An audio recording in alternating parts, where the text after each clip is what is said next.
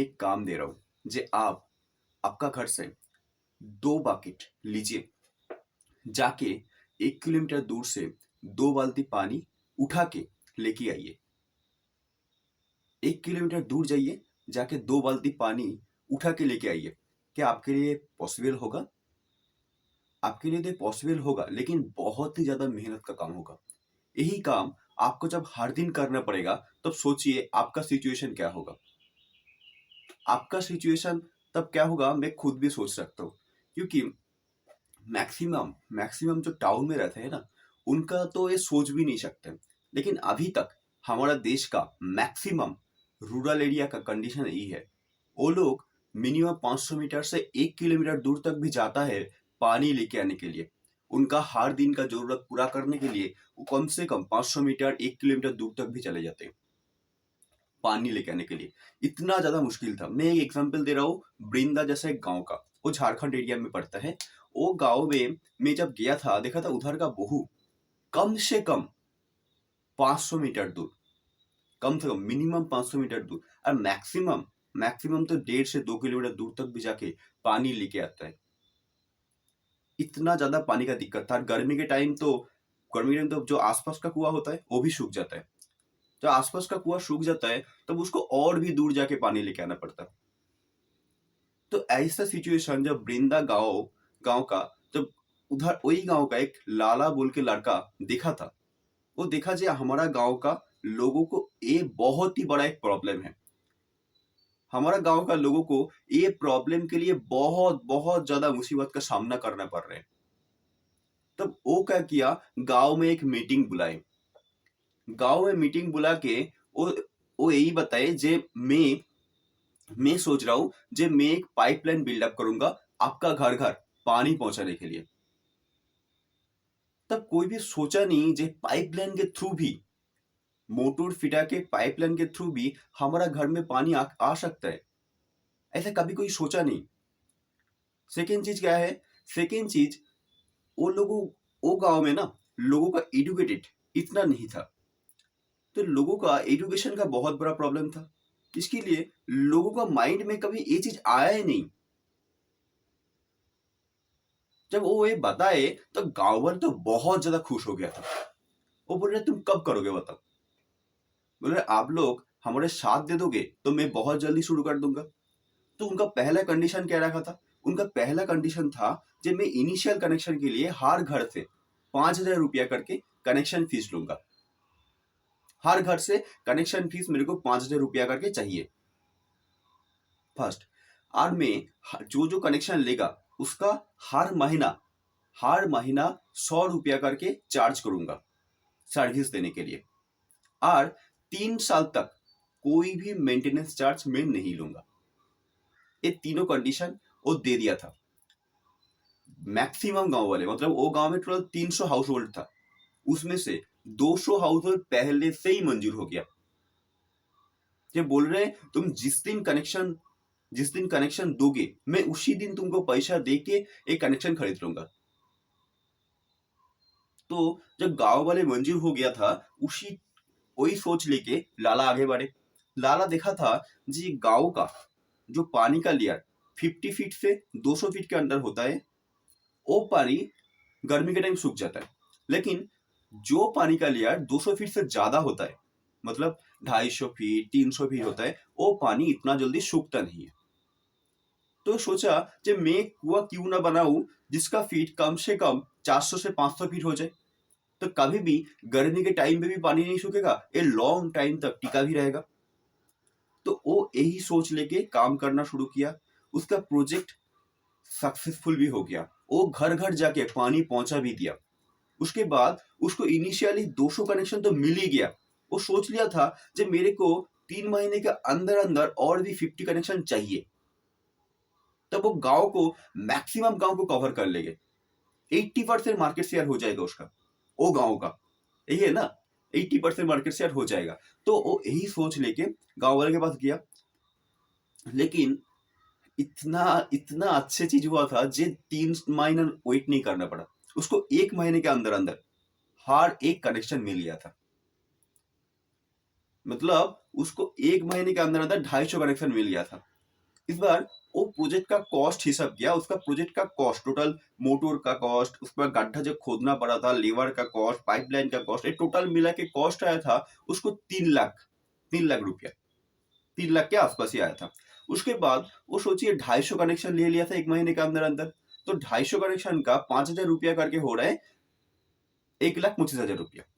ठीक है, उसके बाद उसको 100 रुपया करके हर घर से ले रहे हैं, मतलब हर महीने में 100 रुपया करके 250 घर से ले रहे हैं, तो टोटल हो रहा है 25,000 रुपया। वही हो रहा है ना, 25,000 रुपया। 12 महीने में कितना हो रहा है, 3 लाख रुपया। इनिशियल कितना ले लिया था, 1,25,000 रुपया। तो टोटल कॉस्ट में, टोटल उसका अर्निंग हो जा रहे 4,25,000 रुपया। उसका गया था कितना, उसका गया था 3 लाख रुपया, आया था कितना, 4,25,000 रुपया। उसका पहला साल में पूरा आरओआई आ गया और उसका बिजनेस टोटली प्रॉफिटेबल हो गया। उसका बिजनेस टोटली प्रॉफिटेबल हो गया। यही दम होता है, यही दम होता है कस्टमर का नीड आइडेंटिफाई करने में। आप जब आपका बिजनेस प्रोडक्ट बना रहे, उस टाइम आपका बिजनेस का प्रोडक्ट कस्टमर का नीड आइडेंटिफाई करके जब आप बनाएंगे, तब आपका बिजनेस कभी भी फेलियर होगा ही नहीं। और उसके साथ साथ ना लोगों का प्यार भी मिलता है। क्या होता है, वो गांव में वो तो लोगों का एक प्रॉब्लम सॉल्व कर दिया था, इसके लिए लोग उसको इंसान जैसा मानता नहीं, उनको भगवान मानता है। क्योंकि सोचिए कितना बड़ा मुसीबत था वो गांव के लिए, कितना बड़ा प्रॉब्लम था ये चीज। तो आप पहले, आपका बिजनेस प्रोडक्ट बनाने से पहले आप लोगों का बार्निंग प्रॉब्लम सोचिए। आप जब लोगों का बार्निंग प्रॉब्लम अच्छे से जान लेंगे, आपका टारगेट कस्टमर का पेन पॉइंट जब आप अच्छे से समझ लेंगे, उसके बाद आप अपना बिजनेस प्रोडक्ट के बारे में सोचिए। फास्ट हो गया, कस्टमर का नीड आइडेंटिफाई कीजिए। मैं आपको 3 स्टेप दूंगा, उसमें से फर्स्ट स्टेप है कस्टमर का नीड आइडेंटिफाई कीजिए। कस्टमर का नीड जब आइडेंटिफाई हो जाएगा, सेकेंड स्टेप आता है कंज्यूमर का बिहेवियर जानिए। कंज्यूमर का बिहेवियर एक क्या चीज होता है, कंज्यूमर का बिहेवियर बहुत ही एक आसान चीज होता है।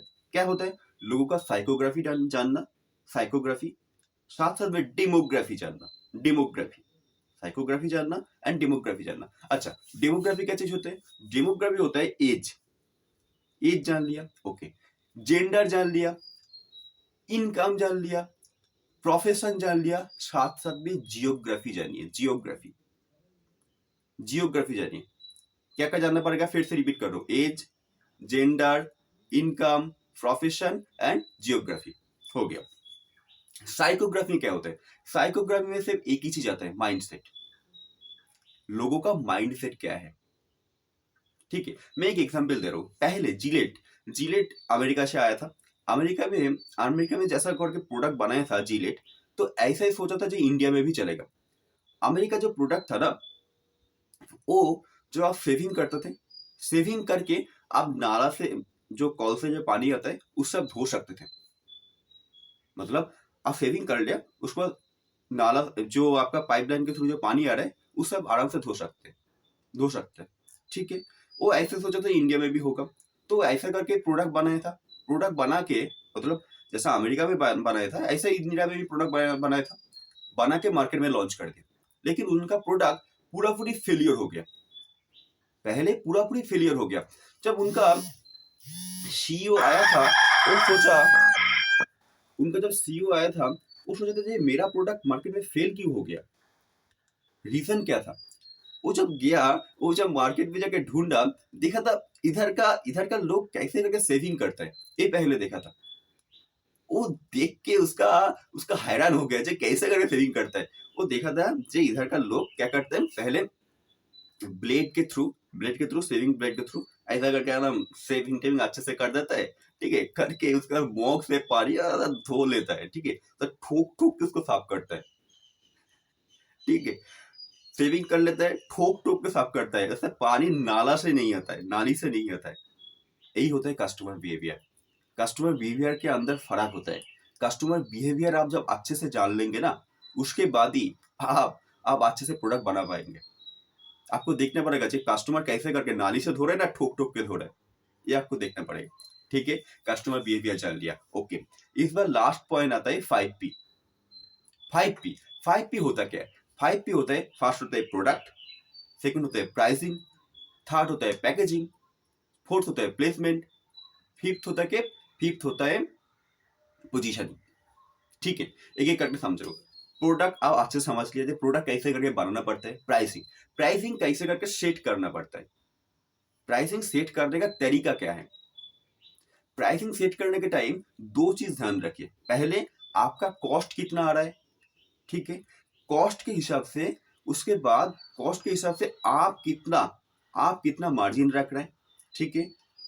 फर्स्ट पॉइंट, कॉस्ट कितना आ रहा है आपका प्रोडक्ट बनाने में, मार्जिन कितना लग रहा है, वो मार्जिन मार्केट से कितना ज्यादा है और कितना कम है, ये भी देख लीजिए।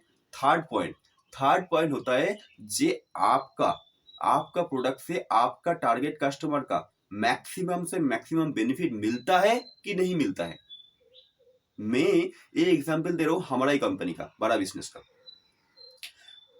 आप खुद सोचिए, जी आपका घर का कोई आसपास का लड़का एमबीए करने के लिए कहा जाएगा, कोई एक अच्छे इंस्टीट्यूट में जाएगा, वो कैसे करके एमबीए करने के लिए जाता है, उनको गेट क्वालिफाई करना पड़ता है अच्छे कॉलेज में एडमिशन लेने के लिए, कोई गवर्नमेंट कॉलेज में एडमिशन लेने के लिए उनको गेट क्वालिफाई करना पड़ेगा।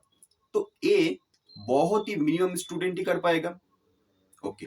उसके बाद जो नहीं कर पाएगा उसको बहुत ही पैसा देके, मतलब एक हाईली कॉस्ट पे करके उसको कोई भी एमबीए कॉलेज में एडमिशन लेना पड़ेगा, जिनका फीस बहुत ही ज्यादा होता है। मैं जो हाई फीस देते हैं उसके बाद छोड़ देता हूँ, मैं देखता हूँ जो गवर्नमेंट कॉलेज में आता है उनका फीस कितना होता है, क्योंकि जो हाईली पे करके जाता है उनका कॉस्ट तो बहुत ही ज्यादा आएगा, मैं कम कॉस्ट की पकड़ रहा हूँ।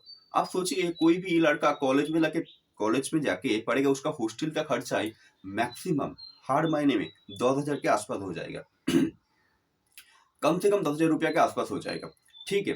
तो उसको 2 साल का ट्रेनिंग होता है, तो 2 साल का ट्रेनिंग का टोटल कॉस्ट कितना आ रहा है, 1,20,000 करके 2,40,000 रुपया हो जा रहा है ना।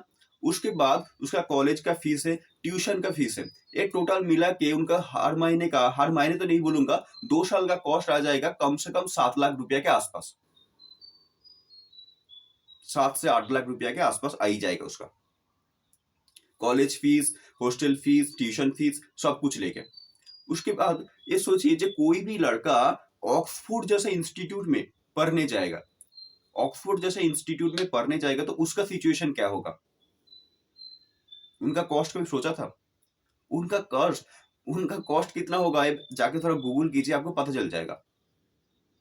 कम से कम 2.5 लाख से 20 लाख से 25 लाख तक हो जाएगा, 20 लाख से 25 लाख तक हो जाएगा।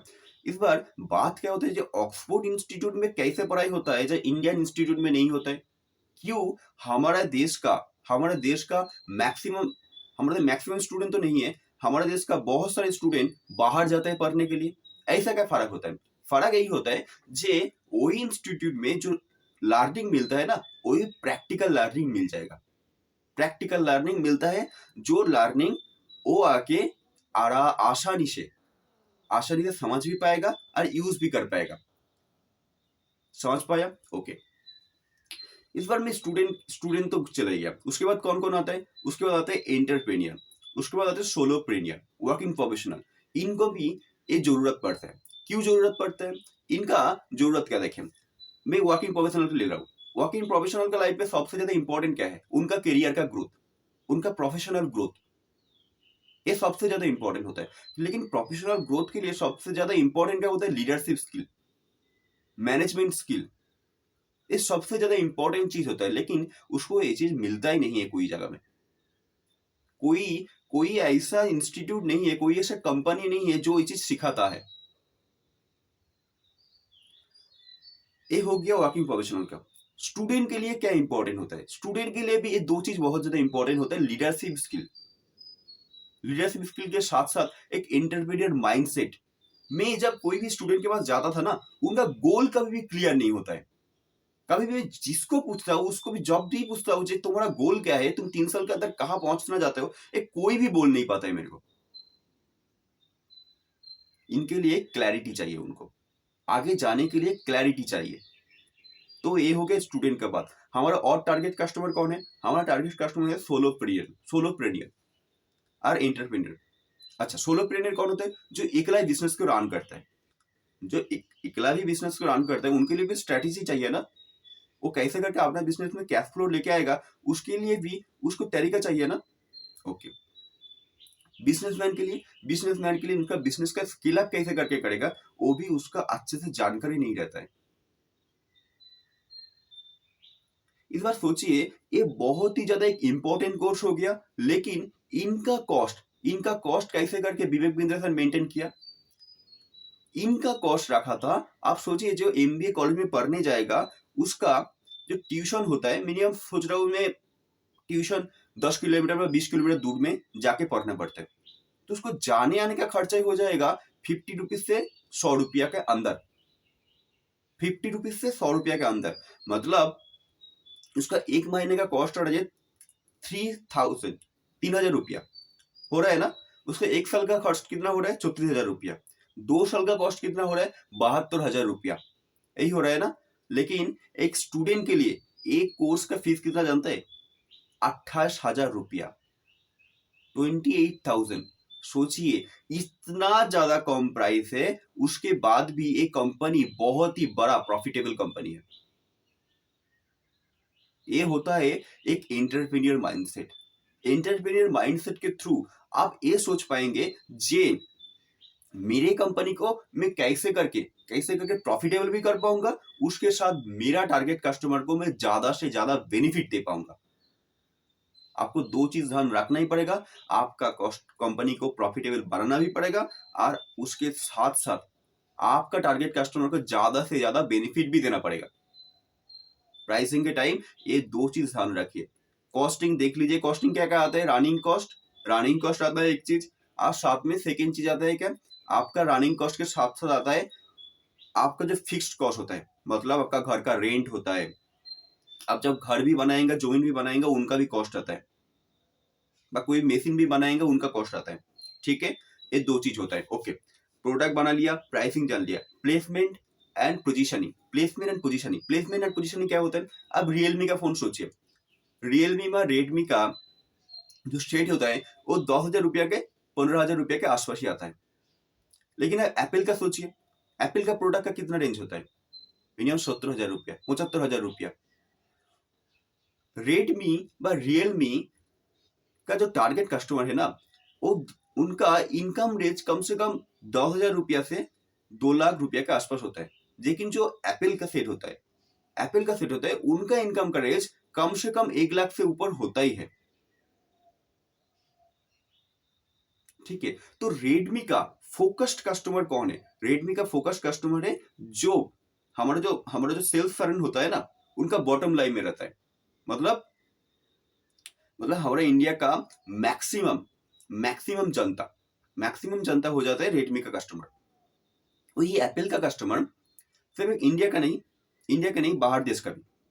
तो और उसके साथ साथ एप्पल का कस्टमर कौन है? एप्पल का कस्टमर है बटम में, मतलब जिसका इनकम रेंज बहुत ही ज्यादा है, तो उनका कस्टमर बहुत ही मिनिमम है। लेकिन एप्पल वही कस्टमर से सक्सेसफुल हो गया। एप्पल अभी सोचिए 10,000 रुपया से 15,000 रुपया का प्रोडक्ट लेके आएगा मार्केट में, इतना ज्यादा तो चल जाएगा, लेकिन उसको कॉस्ट मैनेज नहीं कर पाएगा।